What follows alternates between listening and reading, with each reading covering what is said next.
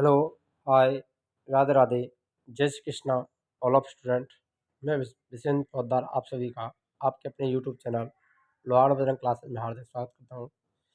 मेरे प्यारे विद्यार्थियों, हमारी प्राचीन भारतीय इतिहास के अंतर्गत जो क्लासेस चल रही हैं, आज से हम दक्षिण भारत के प्रमुख राजवंशों को कवर करने वाले हैं, जिनमें सबसे पहले कराने वाले हैं पल्लव वंश को।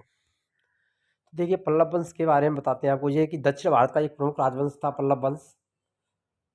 तो देखिए, पल्लव वंश का संस्थापक की बात करें तो सिंह विष्णु को इसका संस्थापक माना जाता है। वेरी मोस्ट इंपॉर्टेंट है, ध्यान में रखना कि पल्लव वंश के संस्थापक कौन थे, ये क्वेश्चन पूछा जाता है।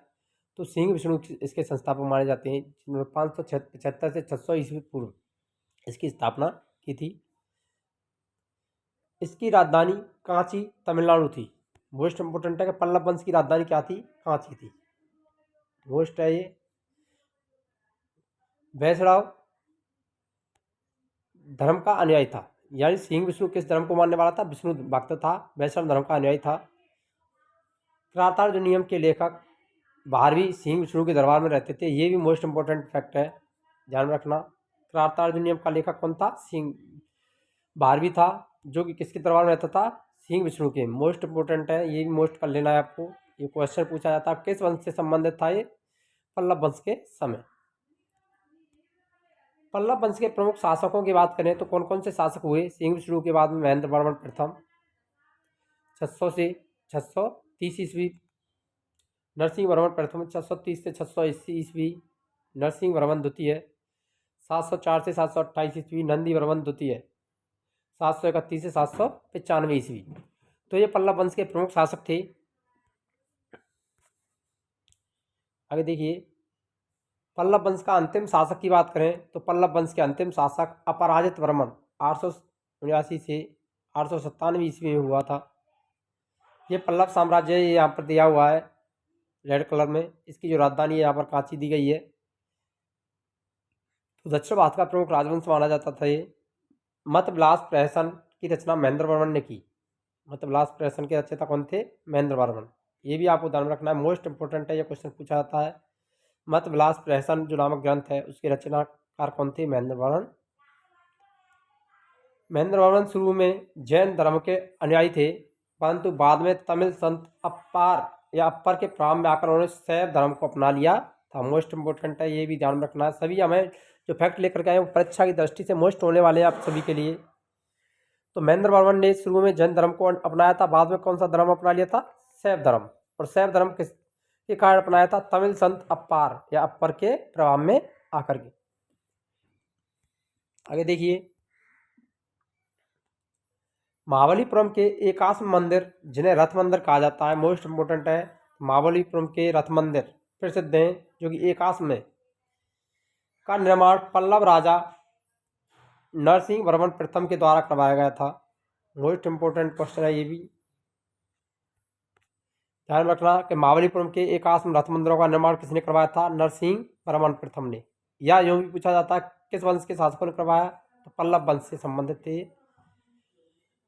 रथ मंदिरों की संख्या की बात करें तो संख्या 7 मंदिर हैं, 7 रथ मंदिर हैं। रथ मंदिरों सबसे छोटा मंदिर द्रौपदी मंदिर, द्रौपदी रथ मंदिर है, जिसमें किसी प्रकार का अलंकरण नहीं मिलता, यानी अलंकृत कोई कलाकृतियाँ उसमें नहीं है।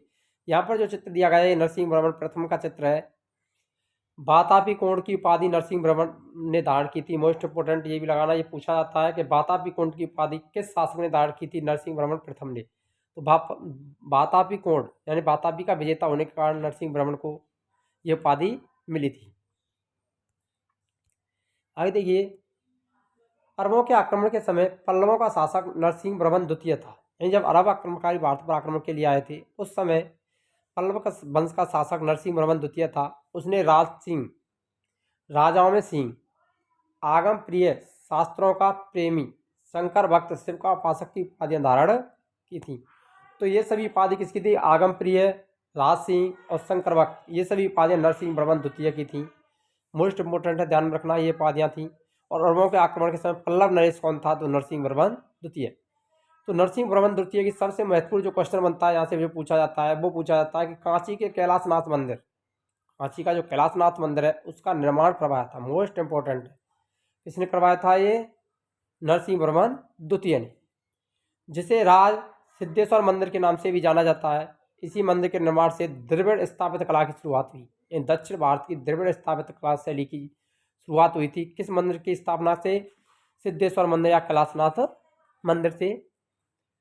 कांची के कैलाशनाथ मंदिर में पल्लव राजाओं और रानियों की आदम कद की तस्वीरें भी लगी हुई हैं। ये भी ध्यान में रखना है कि कैलाशनाथ मंदिर कहाँ पर का प्रसिद्ध है? कांची का प्रसिद्ध है। और किस वंश से संबंध था? पल्लव वंश। और इसके संस्थापक की बात करें तो नरसिंह वर्मन थे, जिन्होंने इसकी स्थापना की थी, इसका निर्माण करवाया था। आगे देखिए, 10 कुमार चरित्र के लेखक दंडी, ये 10 कुमार चरित्र नामक जो पुस्तक है उसका रचयिता कौन था? दंडी था, जो कि नरसिंह वर्मन द्वितीय के दरबार में रहते थे। कांची के मुक्तेश्वर मंदिर तथा वैकुंठ पेरुमल मंदिर का निर्माण भी नंदी वर्मन द्वितीय ने ही करवाया था। ये भी मोस्ट इंपोर्टेंट है। ये जितने भी फैक्ट हैं वो सभी परीक्षा की दृष्टि से बहुत इंपॉर्टेंट है। यहाँ से क्वेश्चन पूछे जाते हैं, हम उन्हीं तथ्यों को लेकर के आए, फालतू की चीज़ों को हमने यहाँ पर नहीं लिया है जो आपके लिए काम नहीं आने वाली है। आगे देखिए, प्रसिद्ध वैष्णव संत त्रुमगई गद्दई अलवार नंदी वर्मन द्वितीय के समकालीन थे। तो नंदी वर्मन बाद में शासक हुआ था नरसिंह वर्मन द्वितीय के बाद में। तो इसके समकालीन कौन थे? विष्णु भक्त त्रुमगदई, जो कि आलवार संत थे। विष्णु को मानने वाले भक्तों को आलवार कहते हैं, नैनार से भक्तों को नैनार कहा जाता है। ये भी आपको ध्यान में रखना है। अगर वीडियो अच्छी लगी हो तो वीडियो को लाइक करें, शेयर करें और कमेंट करें। मिलते हैं नेक्स्ट वीडियो में, तब तक के लिए जय हिंद, राधे राधे, जय श्री कृष्णा।